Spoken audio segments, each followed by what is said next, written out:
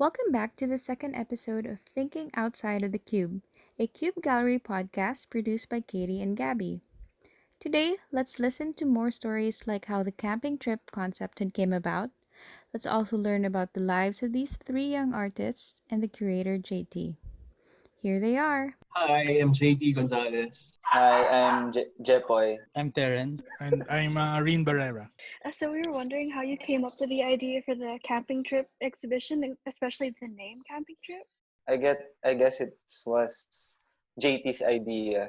So Good. I guess we started because when I pitched the show last year to Cube Gallery, I said there's a group of Manila artists. They're young and they all have their own special toys, right? And I wanted to make them collaborate and bring their toys, their special toys and their characters to Cebu. And Cube Gallery was interested and they said, okay, so what's the title gonna be? So the first title that I agreed on with Cube was Boys and Their Toys. Or Manila Boy Toys, right? But when I talked to the artists, they all said, no, we don't like the title. Sounded wrong. Sounded wrong. They might get the wrong idea. Back to Cube Gallery and say, okay. So I sat down with the artists and we sort of brainstormed and we said, okay, maybe the characters can go on a trip together to Cebu and go to Cebu and have an adventure. And in that way, maybe. And what do you think of when you say adventure? We thought go on a camping trip. I think we all had the same reaction with Boys and Their Toys. For camping trip naman, I think we all liked it because it was simple. At least for myself, I like the title of my shows to be not so specific. Because if you tell the whole story in the title, it doesn't make sense for them to go anymore. So we like to keep it open at least. So a camping trip fits that. Yeah, we all agreed to that title when it was brought up. And all our characters have always have a backpack. Like Mark's character, his characters always wanders Yeah, everywhere. it's about having an adventure. So it was definitely more well received than Manila Boy Toys and Boys with Toys. But we can do that some other time. It's in the of our project. They're more confident of themselves and Yeah, they're more open to doing it says. How did you guys all meet? Did you meet before the show and you knew each other already? We met before the show, but I think Reen and Mark are already friends before the show, so I'm the new guy. Last year's camping trip was actually my first major show. I mean, they don't know me, and I think I'm relatively unknown in the industry at that point. So yeah, I think JT was the one who sort of kept the group together during that early stages of camping Yeah. trip. And before that event, I think JT was buying artworks from us before he introduced us to each other. So How do you think your art evolved after camping trip and kind of changed from before that? This can be for both of the first camping trip and the second one.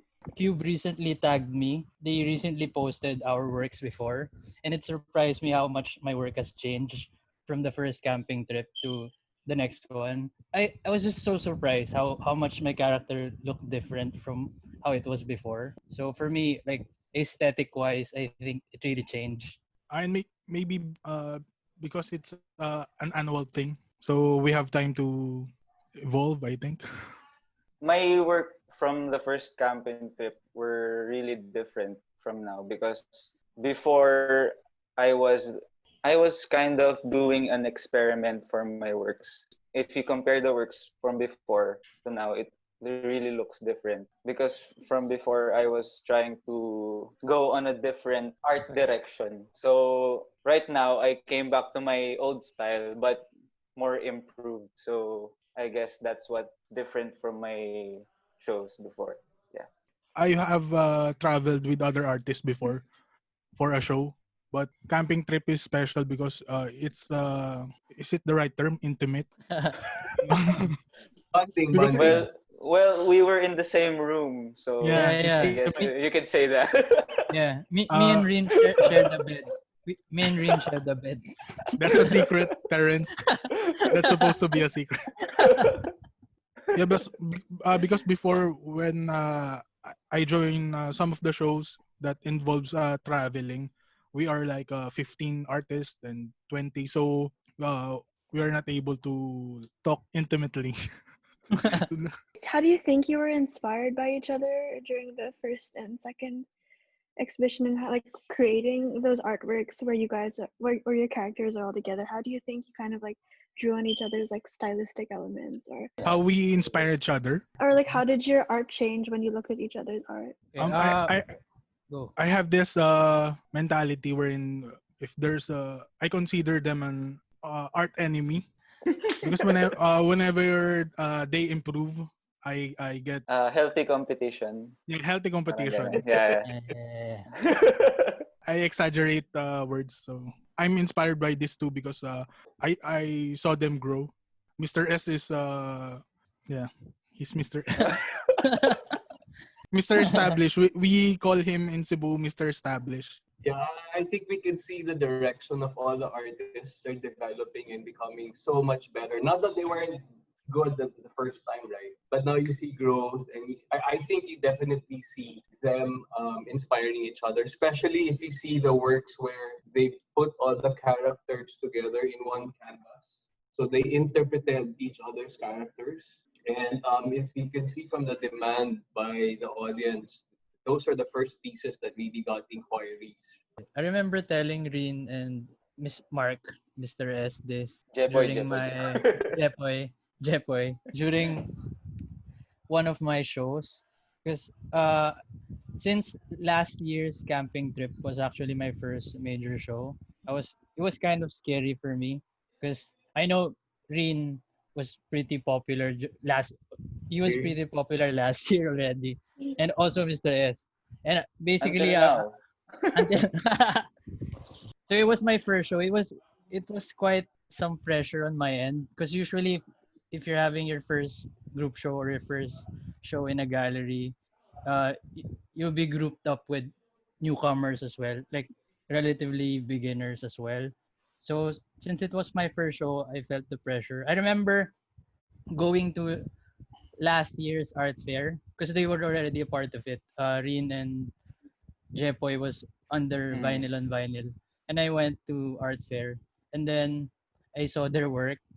That was like months before camping trip, and when I saw their work, I kind of redid my paintings because when I compared it to the paintings I have in my studio for the camping trip, I felt like it wasn't it wasn't on par on what they were doing already. So in that sense, they were inspiring me to actually push my work higher. Because if I Mm. was with, like, let's say beginner artists as well, it would have been enough, and then my work would have stayed on that level. So I think being on a show with artists better than you pushed me harder. Now you inspire us, Terrence. Yes, yes, yes. For me, I actually, because I'm the type of artist who likes to experiment on different styles. So what Rin and Terence taught me, how to stick to one type of style when it comes to creating work. In the art scene, it's hard to find uh, uh, really close friends. Like you consider them brothers. So I find these two artists, and I consider them like my brothers because uh, Ah. Uh, what Ah. about me? Sit lang. What about me? you are our father. No! Because you put us together. I, How do you feel seeing them evolve and like get inspired by each other, and especially from the first camping trip to the second camping trip, and even before, like when you wanted to put them together, like how does it feel like seeing that evolution? I feel vindicated. No, because I had a concept, right? So when I had a concept and I pitched it to Cube, of course I wanted that idea to be realized and to come to life. So good thing I chose really great artists. They didn't fight among themselves, right? They were able to bond. They were able to meld. And so they deliver the show that's really great. I picked really the right artists for the show and this concept. Do you guys have any like funny or memorable stories about the first exhibition or like when you guys were creating the art or even anything from your entire career that you find particularly strange or mysterious or funny? I think there's one. We three were in the same room, right? Mm. So I was always the last one to sleep. So I kinda hear them snore and think. So like how am I how am I gonna sleep here? Right? So yeah, that's it. That was supposed to be a secret. Yeah. Yeah.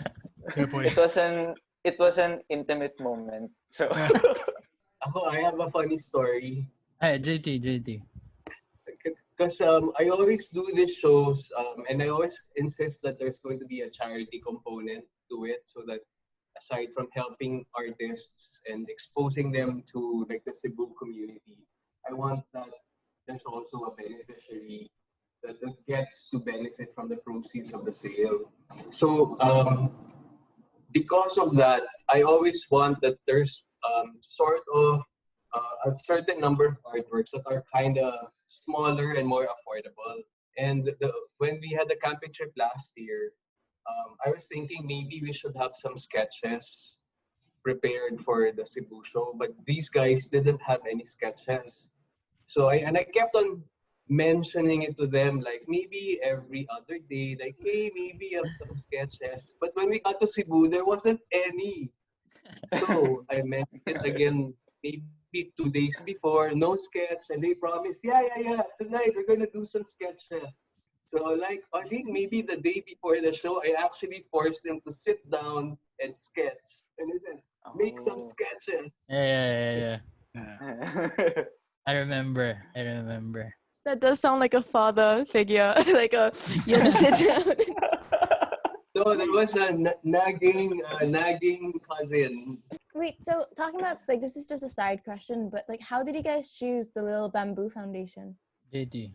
Through me. Little Bamboo is a organization that helps street kids to basically have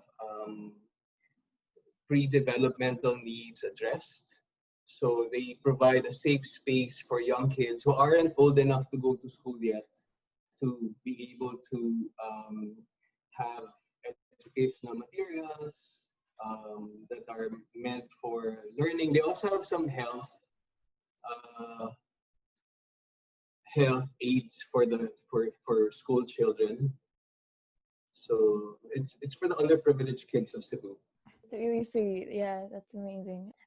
Okay, sorry, that was just a side question, but so any like Terrence and Reen, like do you have any like particular like stories about this exhibit or like yeah?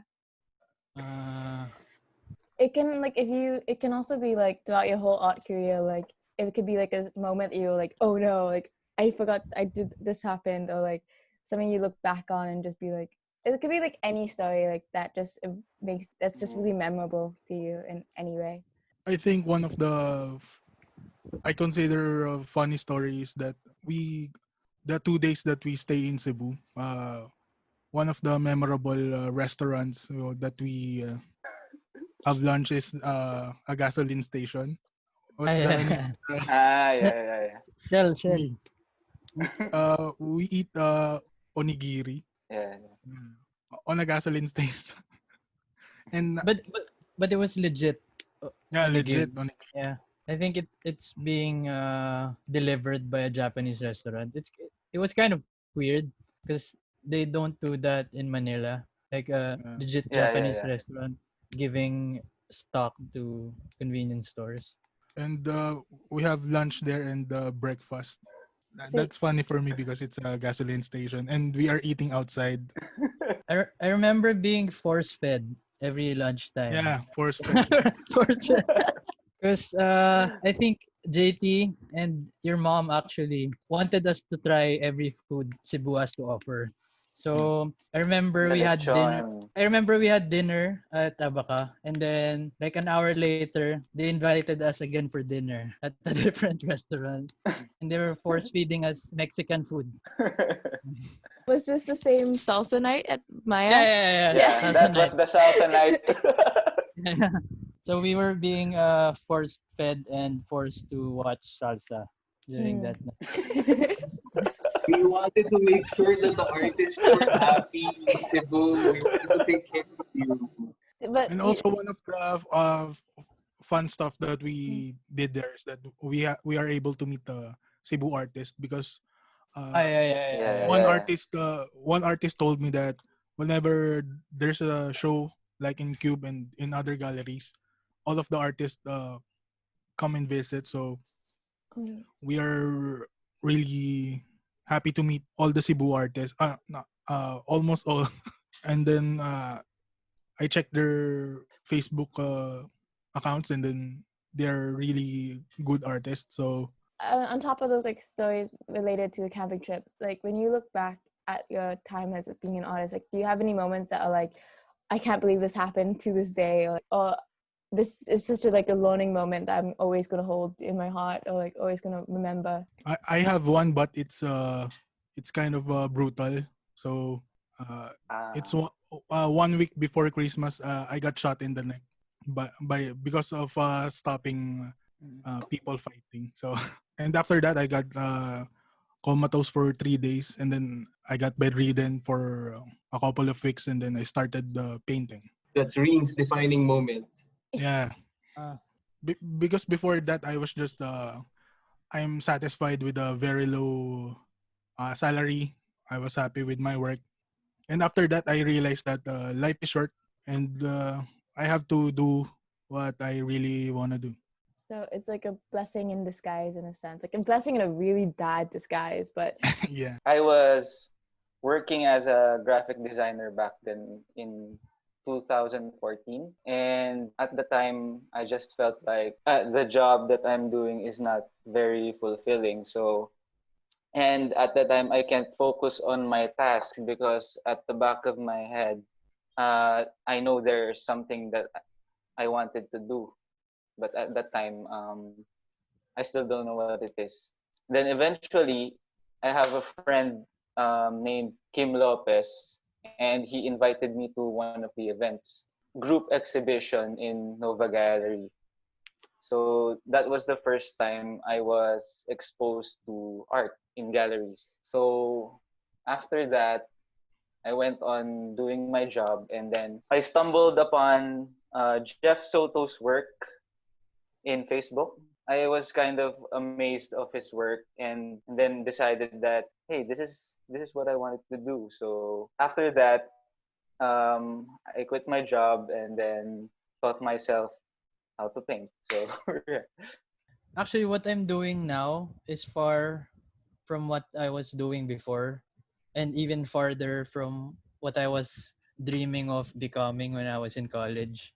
Because when I was in college, I actually hated painting because we had painting class. I wanted to go into advertising, so I was more into subjects that are in line with that. So advertising practice, like digital media, and all of the painting classes, traditional art classes. I was just kind of winging it. In my head, I know what I wanted to become, which was advertising or a graphic designer or a branding designer. When I graduated college, that's where I ended up. So I ended up in advertising. So I spent 6 years in advertising. I have all of my friends, like my close friends from college, sort of went into this path, like the gallery scene. When I was in advertising, I remember they were inviting me in their shows. So that's what kind of pushed me because it felt different. Like having making ads and watching it on TV and is quite different from having a show. It kind of feels more personal, and I was kind of jealous of that feeling. So I wanted to try to get into the scene. So I remember I started painting and kind of doing my own style, and then I sent an email to all galleries, and then most of them rejected me. So I was lucky that Vinyl on Vinyl sort of responded to me, and then they started bringing me into their art shows, art in the park. So that's how I got into the scene, and then yeah, it was kind of growing from there. JT, like, how did you get into curating? Maybe it wasn't really a conscious decision. I needed an outlet for practicing law because I'm a lawyer by profession. So I dabbled into art, met all these artists. I stalked artists on Facebook and Instagram. I tried to meet them. Then one day somebody said, "Did you want to curate this exhibit?" I said, "Sure, why not?" So there it is. If you guys have any final memorable moments or memorable stories, that would be fun to hear. I remember last year coming out of the trip from Cebu, and then all these three young artists were calling each other established artists already. So there has to be a story there. It's a law of attraction. Sorry, the law of attractions when you say something and it happens, right? Or am I wrong? Hopefully. Hopefully it Yeah. happens. Okay. Can you Next time we explain? will call each other national artist. Next time. No, that's too low. We want them to be international artists. You know, I actually saw Reen's work already in Taiwan. I was in Art Taipei and I was walking around and I saw this booth. I was like, I know that artist. That's Reen Barrera. When you first saw me, do you think I'm a doll maker? I thought you were an established artist. Oh, Yeah. yeah, boy. Wait, Terrence has been written in publications all over the world, not just the No, Philippines. Yeah. Damn. Chepoy already did a show in China, mainland China. Oh, Yeah. yeah. Yeah, He was. I did. thank you guys so much for your time. Thank you. Thank you. Thank you. Thank you, Katie. Thank you, thank Abby. you. Good to see Yeah. you. Thanks for tuning in till the end.